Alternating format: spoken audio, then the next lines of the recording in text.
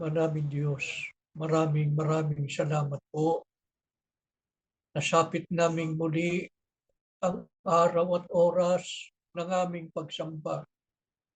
Salamat po ng marami, Ama, sa aming pagkakatipon.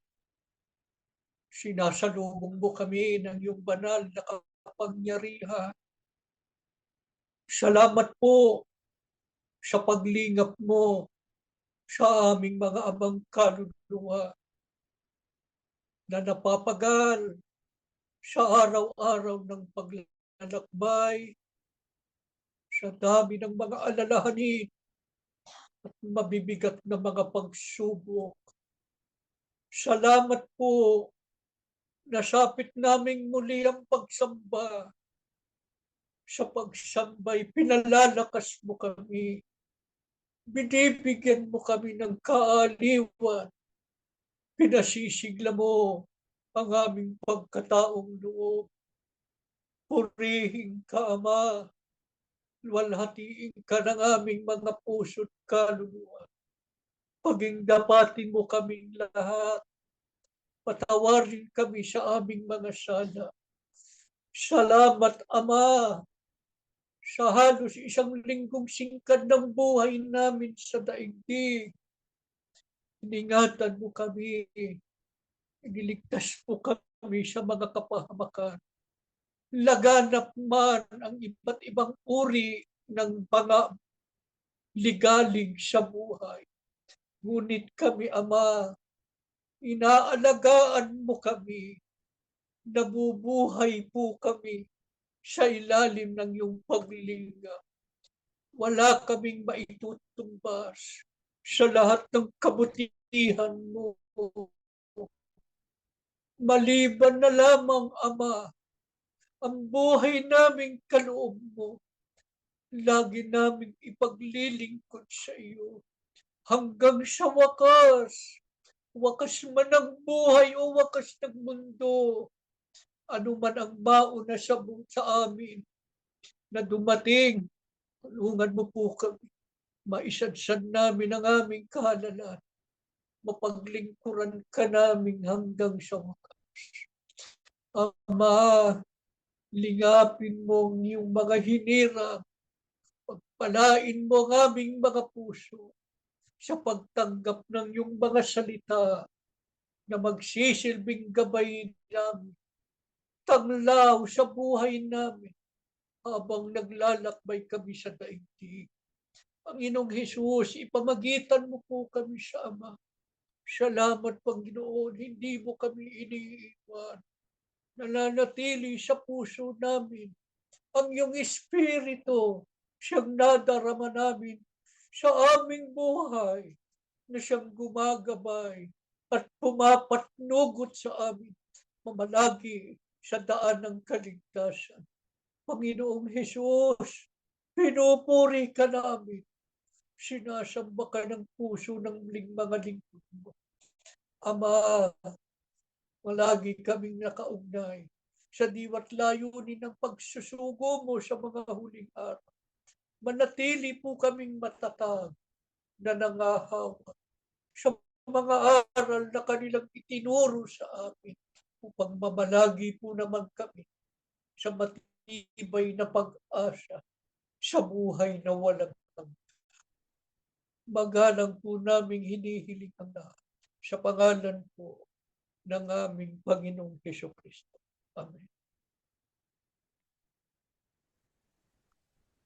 Mga mahal na kapatid, ang pag-aaralan po natin ay hamon sa leksyon ni Anay na kapatid na Eranio Manalo na may pamagat na dapat tayong magpasya na iwan ang mundong ito at ihanda ang ating mga sarili sa buhay sa bayang banal. Bagaman patuloy pa tayo naglalakbay sa mundo, dapat po lagi nating isaisip na hindi po ito ang tunay nating bayan. Ang tunay nating tahanan ay ang bayang banal. Kaya hindi po tayo dapat bumigay sa mga tukso at sa mga mapang-akit na alok ng mga bagay na material o mga kayamanan na maghihiwalay sa atin sa tunay na paglilingkod sa Diyos. at pipinsala ng ating matibay na pag-asa sa kaligtasan. Dahil dito, dapat po tayong matatag na magpasya kung alin ang ating pipiliin. Alin ang dapat nating piliin? Ang buhay sa mundong ito o ang buhay doon sa bayang banal? Ano ba ang kondisyon ng buhay sa daigdig na ito? Ayon sa Biblia, sa Ezekiel 7:15, sabi ng Biblia, nasa labas ng bayan ang digmaan. Nasa loob naman ang salot at tagutom. Ang nasa bukid ay namamatay sa digmaan. Ang nasa loob ng bayan ay nauubos sa salot at tagutom. Mga kapatid, hindi nga ba't ito po ang kalagayan ng halos lahat ng parte ng mundo? Digmaan, iba't ibang mga kaguluhan, terorismo. Tingnan po ninyo ang kasalukuyang nangyayari ngayon sa pagitan ng Israel at ng Palestina na pinangungunahan ngayon ng mga Hamas. Yan ang isang matibay na katibayan, katunayan ang mga nangyayari ngayon na ipinagpauna na ng Diyos sa pamamagitan ng mga salita niya sa Biblia. Ay hindi lang yan. Ay kung talaga tayo nagbabasa ng mga balita, napakarami po ng mga kaguluhan, digmaan, terorismo sa iba't ibang panig ng mundo. Idagdag pa ang mga kriminalidad at ang mga salot at tagutom. Yung mga mapaminsalang mga kalamidad. Iba mga kapatid. Kaya nga ang buhay ng tao sa mundo ay larawan ng kahirapan at kadalamatian. At laging nakabilad sa panganib at kapahamakan. Sinasabi ko ng iba. Yan nga ang dahilan. Kaya ako nagsisikap at nagtatrabaho ng gusto. Hangad kong matamo ang masagana at payapang buhay. Subalit ano po ba ang dulot sa tao ng lahat ng kanyang pagsisikap at pagpapakapagod na para sana sa kanyang ikabubuti? Ecclesiastes 2:22-23, ang sabi ng Biblia, nagpapakapagod at nagpapakahirap ng gusto sa mundong ito ang isang tao. Ngunit para saan ba ang pagpapagod na ito? Ano mang gawin ng tao ay nagdudulot sa kanya ng balisa at hinanakit. May mga gabi pang hindi siya makatulog sa pag-iisip. Ito man ay walang kabuluhan. Sino po sa inyo ang tututol sa katotohanan ito na ipinahayag ng Biblia? Maaari po may mga sandaling nasisiyahan ang tao sa bunga ng kanyang mga pagpapagal. Subalit higit na marami ang kabalisahan at sakit ng loob ang kanilang nararanasan. At ito ay totoo hindi lamang po sa mga mahihirap, kundi maging sa mga mayayaman at makapangyarihang mga tao. Kahit pa sa panahong ito nasagana ang kaalaman sa siyensya at teknolohiya, lalo pang dumarami ang suliranin ng tao sa mundo. Sapagkat ang mga natutuklasan ng tao sa larangan ng siyensya at teknolohiya ay nagbunga ng masamang epekto sa buhay at kalusugan ng tao, maging sa kalikasan at ecosystem ng daigdig. Kaya ano ang ipinasya ng Diyos? Nasasapitin ng daigdig na ito dahil sa kasamaan ng mga tao. Sa Isaiah 24, sabi ng Biblia, susumpain ng Diyos ang daigdig at magdurusa ang mga tao dahil sa kanilang kasama. Sa makatwid, mga kapatid, ang mga nasasaksihan nating malalagip na mga kaganapan sa daigdig ay bunga ng sumpa ng Diyos. Kaya pala kahit ano pang gawin ng mga leader o mga nasa gobyerno at maging ng mga dalubhasa, ay hindi na ito malunasan at hindi kayang pigilan ng sinuman.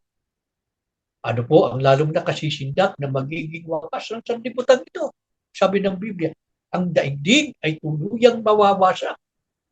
Tiyak na babagsak ang daigdigan at hindi na babangon magpakailanman. Kailan ito mangyayari? Sa 2 Pedro 3:7 at sa araw ng pag-uupo. Kung kailan ang langit at ang lupa, kasama ng lahat ng mga bagay sa langit at lupa, ay mapupugnaw sa matinding init ng apoy. Sa kalagayang ito ng buhay sa daigdig, mga kapatid, pipiliin ba natin na tayo ay manatiling nananahanan dito, napatpat ng hirap at sakit? Sa kabilang dako, ano ang nakalaan sa mga hinira ng mga lingkod ng Diyos? Sa 2 Pedro 3:10 at 13, ang sabi ng Biblia, ayon sa kanyang pangako, ay naghihintay tayo ng bagong langit at ng bagong lupa na tinatahanan ng katwiran. Di lamang po ang katwiran ang nag-aari sa bayang banal, kundi pati ang katarungan. Ibang-iba sa mundong ito na pinag-aharian ng kasamaan at kawalang katarungan. Kaya maraming tao ay mga api at kawawa. Ano ang kaibahan ng buhay sa bayang banal sa buhay sa daigdig na ito? Isaiah 65, ang sabi ng Diyos, ako'y lilikha ng isang bagong lupa at bagong langit. Yan po ang bayan banal. Ano ang magiging buhay doon? Sabi ng Diyos, doon ay mapupuno ng saya at magiging masaya ang kanyang mamamayan. Bakit magiging masaya ang buhay doon sa bayan banal? Sapagkat ang sabi ng Diyos, doon wala ng pagtangis o panaguyma. Ano mang gawaing paghirapan nila, tiyak na magbubunga at hindi magdaranas ng mga sakuna ang mga anak nila. Kabaliktaran ng buhay sa mundo, di ba? Na ang sabi kanina, ano mang gawin ng tao, nagdudulot sa kanya ng balisa at tinanakit. Pero sa bayang banal, ano mang gawaing pinapaghirapan nila'y tiyak na magbubunga at hindi magdaranas ng mga sakuna ang mga anak nila. Sa mga tuwid, sa bayang banal ay wala ng mga kapahamakan. Wala ng kaguluhan, terorismo at kriminalidad. Wala na rin mga kalamidad, mga salot at mga karamdaman. Ano pa ang hindi na mararanasan sa bayang banal? Sa Apokalipsis 21, 3-5, ang sabi ng Biblia, hindi na magkakaroon ng kamatayan. Hindi na magkakaroon pa ng dalamhan o ng pananambitan man o ng hirap man. Ang mga bagay ng una ay naparang makatwid isang palwalhating buhay at pamumuhay ang ating tatamasa sa kaharian. Higit po sa lahat, ano ang pinakadakilang biyayang mararanasan natin doon sa bayang banal? Sabi ng Biblia, narito ang tabernakulo ng Diyos ay nasa mga tao at siya'y mananahan sa kanila at sila'y magiging mga bayan. At ang Diyos din ay sa kanila at magiging Diyos nila. Sa makatwid, pamalagian na nating makakapiling doon sa bayang banal ang Diyos at ang Panginoong Hesus. Ano po ang naroon sa bayang banal? Kaya wala nang anumang paghihirap at kamatayan. Sa Apokalipsis 22, 1-5, naroon ang ilog ng tubig ng buhay at ang punong kahoy ng buhay. Magkakaroon pa ba ng sumpa sa bayang banal? Ang sabi ng Biblia, hindi na magkakaroon pa ng sumpa. At ang luklukan ng Diyos at ng Kordero, si Kristo, ay naroroon. At siya'y paglilingkuran ng kanyang mga alin. May kadiliman pa ba sa tunay nating tahanan? Ang sabi ng Biblia, hindi na magkakaroon pa ng gabi. Wala nang kadiliman. At sila'y hindi nangangailangan ng liwanag ng ilawan, ni ng liwanag man ng araw, sapagkat liliwanagan sila ng Panginoon Diyos. Gaano po kalwalhati ang buhay natin doon? Ang sabi, at sila'y maghahari, magpakailan-kailanman. Alala ko mga kapatid, ang sinabi noon ng kapatid na Eranio Manalo, yung sila'y nabubuhay pa sa isang pagsamba, ang sabi niya, doon sa bayang banal ay magiging mga hari na tayo. Bilang katunayan, binasa niya ang mga talatang ito na ating ginagamit ngayon. At sila'y maghahari magpakailan-kailanman. Hindi nga ba't buhay hari ang tawag sa buhay na hindi ka na maghihirap? Hindi ka na magtatrabaho para makakain. Kasi naroon ang ilog ng tubig ng buhay at ang punong kahoy ng buhay. Sa makatwid, hindi po makatwiran, manapay isang malaking kamalian ang ipagpalit ang buhay sa bayang banal sa mga bagay sa mundong ito. Kaya ipakipagbakan natin laban sa mga pain ng dyablo ang ating pag-asa sa maluwalhating buhay sa piling ng Diyos at ng Panginoong Hesus.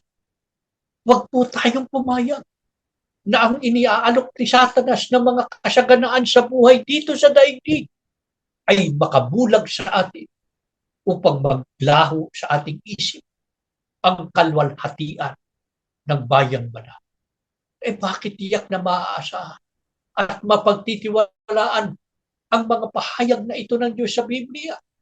Sapagkat ang sabi ng Diyos sa Apokalipsis 22:6, ang mga salitang ito'y tapat at tunay. Kaya kailangan natin gumawa ng isang matatag na pasyon. Mga kapatid, alin po ang pipiliin natin? Buhay sa mundo na nasa ilalim ng sumpa ng Diyos, kaya batbat ng hirap at may kamatayan at magwawakas sa walang hanggang kapahamakan sa apoy? O ang buhay sa bayang banal na puspos ng kalwalhatian at wala ng kamatayan? Piliin natin, mga kapatid, ang maluwalhating buhay sa kaharian ng Diyos. Subalit paano ang pagpili sa buhay sa bayang banal? Sinong iglesia ni Kristo ang tiyak na magmamana ng buhay sa piling ng Diyos at ng Panginoong Hesukristo doon sa bayang banal? Ang sabi ng Biblia sa Apokalipsis 7:13-17, ang mga ito na nangadaramta ng mapuputing damit ay sino-sino at saan nagsipanggaling? At sinabi ko sa kanya, Panginoon ko, ikaw ang nakakaalam. At sinabi niya sa akin, ang mga ito'y ang nanggaling sa malaking kapigatian at nangaghugas ng kanilang mga damit at pinaputi sa dugo ng kordero.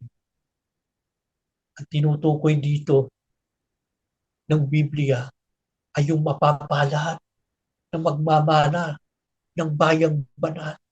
Sino sila?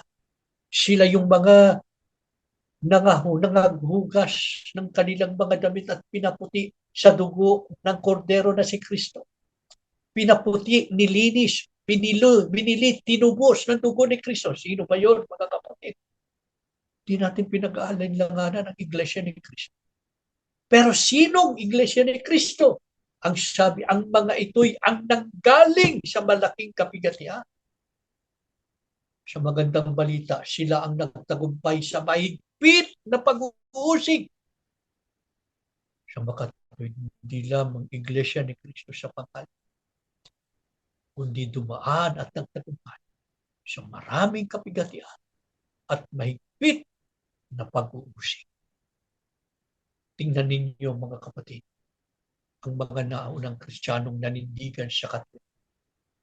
Katakot-takot ng mga pag-uusig ang kanilang hinarap na ang marami ay pinatay.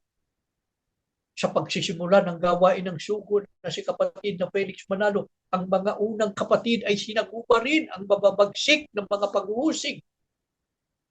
Gayon din sa pagsisimula ng pamamahala ng kapatid na Eranio Manalo. Nakatala sa kasaysayan ng iglesyang ito na ating kinaaniban ang marami pang mga pag-uusig na hinarap ng mga kapatid na ang lahat ng ito ay napagtagumpayan hanggang sa ang iglesia ni Kristo ay nakarating sa kalwalhatian. Mga kapatid, malinaw po ang pahayag ng Biblia.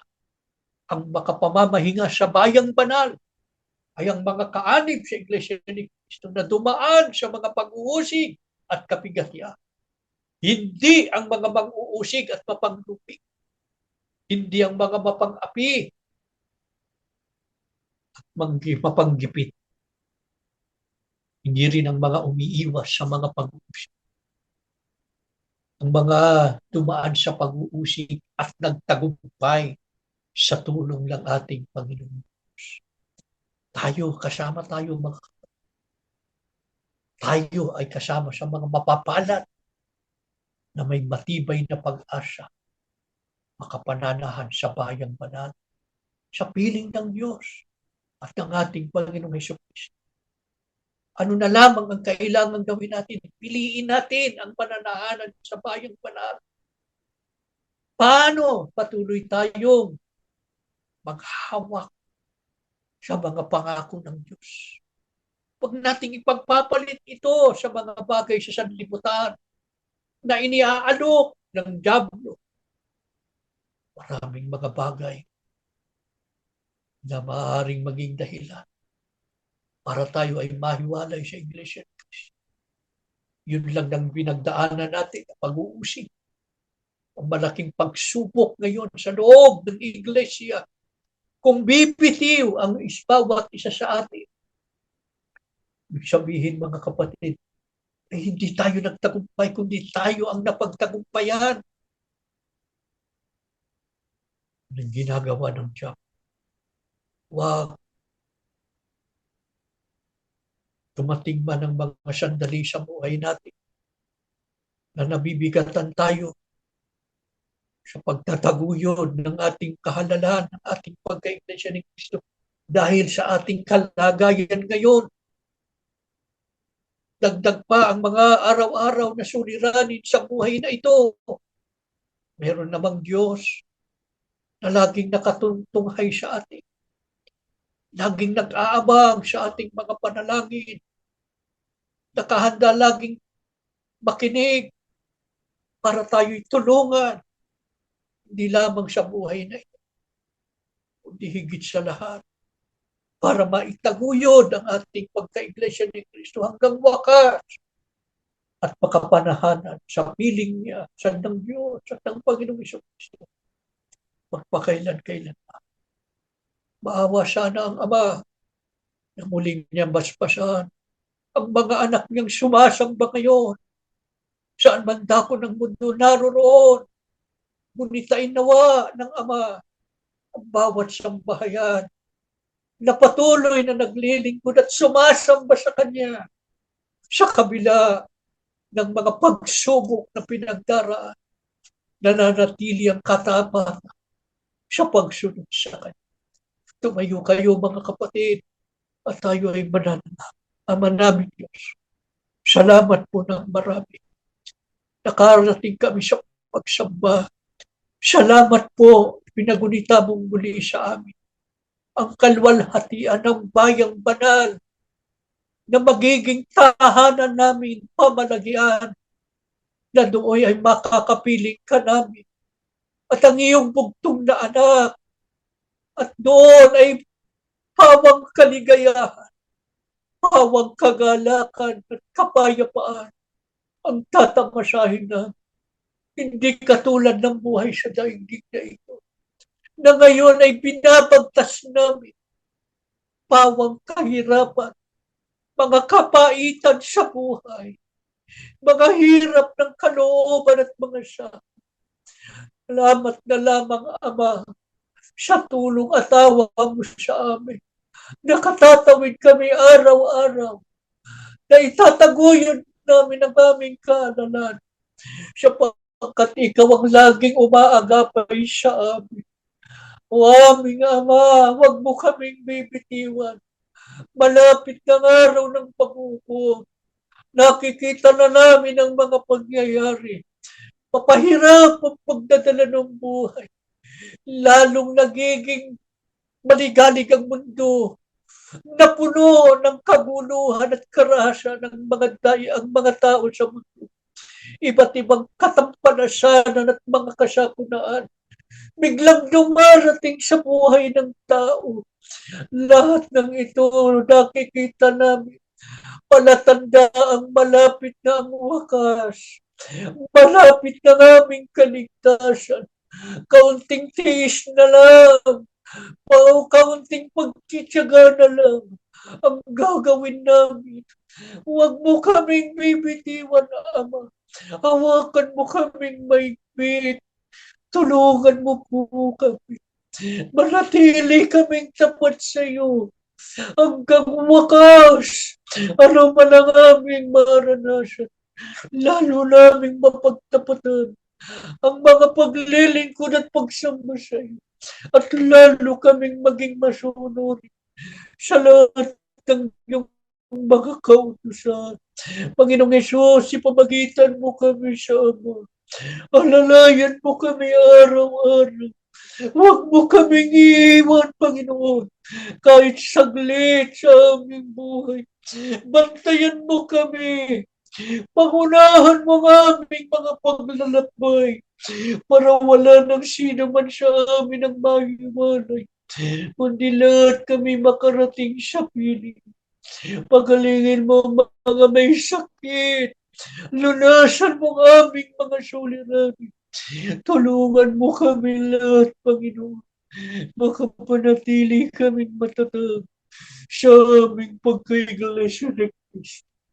Ama, nagugunita namin ang naiwang pamilya ng kapatid na Eranio Manalo. Saan man sila naroon, huwag mo silang pababayaan. Ingatan mo sila, lalo na ang kapatid natin. Pagalingin sa kanyang karamdaman. Ang mga anak mong nagtitiis pa rin hanggang ngayon sa bilangguan. Dumating na sana ang araw kanilang paglay. Ang maraming mga anak mong nagsipangalan kung saan-saan napadpad dahil sa matinding pag-uusik. Bahala ka na sa kanila. Tulungan mo po kaming lahat. Lagi naming magunita ang leksyon na itinuro sa amin ngayon. Leksyong inihanay pa ng kapatid na Eranio Manalo. Lagi naming magunita ang kanilang mga pangarap. Ang pag-uusik sa amin. Itong matibay na katunayan. Pagiging dapatin kami sa iyong banal na kaharian. Ama, tiwalang-tiwala na po kami. Narinig mo ang aming mga panalangin at binasbasan mo kaming magkakapatid sa pangalan po ng aming Panginoong Yeso Kristo. Amen.